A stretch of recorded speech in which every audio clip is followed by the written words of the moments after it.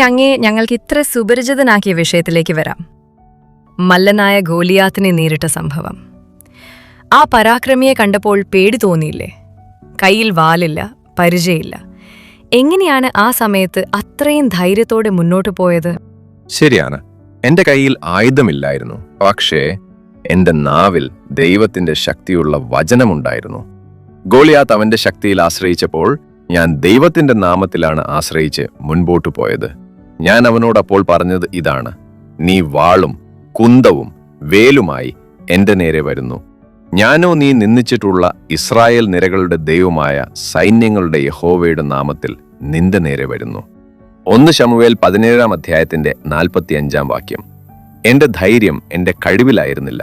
മുൻപ് സിംഹത്തിൽ നിന്നും കരടിയിൽ നിന്നും എന്നെ രക്ഷിച്ച സർവശക്തനായ എന്റെ ദൈവം ഈ ശത്രുവിന്റെ മുന്നിലും എന്നെ രക്ഷിക്കുമെന്നത് മുൻകാല അനുഭവങ്ങൾ എനിക്ക് നൽകിയ വിശ്വാസമായിരുന്നു.